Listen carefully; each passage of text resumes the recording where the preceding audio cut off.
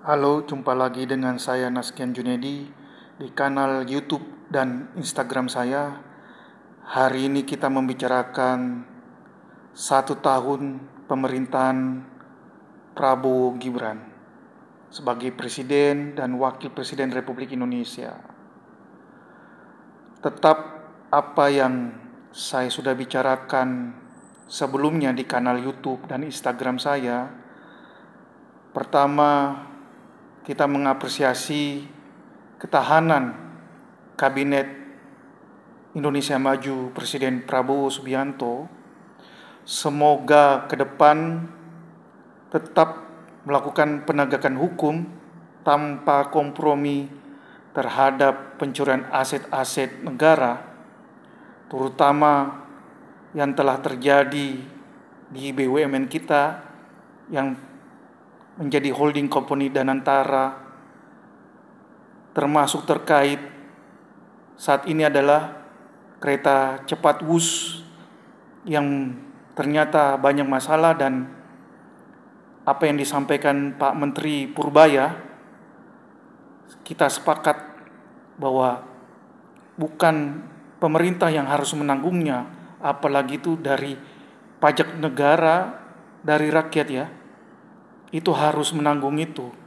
Itu adalah kesalahan dari kebijakan sebelumnya oleh para konsorsium pemegang saham KCICA. Jadi perlu penegakan hukum terus-menerus seperti apa yang dilakukan oleh China. Ada 2 jenderalnya dan orang nomor 2 di tentara itu telah dihukum di penjara terkait kasus korupsi di negaranya. Jadi kita tetap perampasan aset kepada para koruptor dan seluruh aset-aset yang dicuri, yang dimalingin oleh oligarki bekerjasama dengan pengusaha atau pejabat-pejabat elit-elit lokal ini segera dituntaskan oleh Pak Prabowo sampai ke keluarganya. Perlu ditelusurin dan ditangkap, termasuk Risa Khalid, anaknya yang memakai uang negara itu salah satu contoh juga.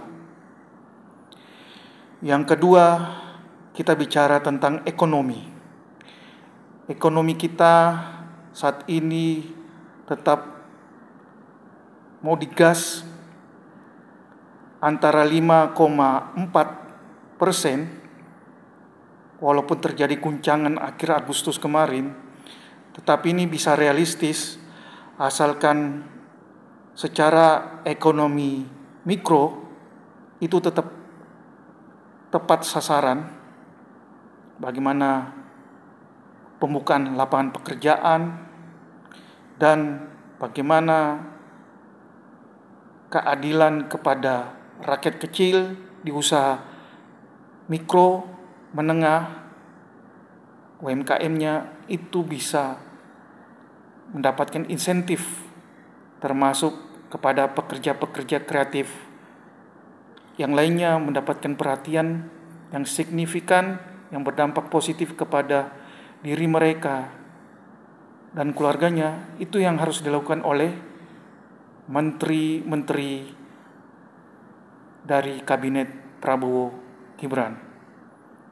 Yang ketiga, untuk menjaga kestabilan, perlunya pembangunan literasi yang cerdas oleh pemerintah lewat komunikasi yang benar, tanpa harus menjadi entertainment yes man oleh para menteri dan pihak humas kepresidenan terkait apa yang terjadi selama ini. Perlu ada langkah-langkah cerdas untuk mengemas keindonesiaan ini yang beradab dan berkemajuan. Jangan ada lagi kriminalisasi terhadap wartawan, jangan ada lagi ada sekolah yang ambruk, pesantren yang salah urus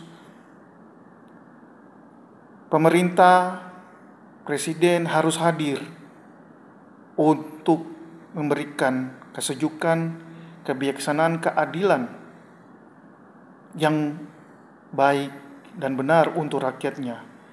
Dan yakinlah, kalau selama kita mensreanya berniat baik kepada rakyat, Pak Prabowo Subianto dalam setahun mendatang bisa mengamankan dari permainan elit-elit global maupun elit-elit lokal yang berkonspirasi, dan kita bisa menata ulang gerakan reformasi dari keinginan oligarki global, elit-elit global dan lokal,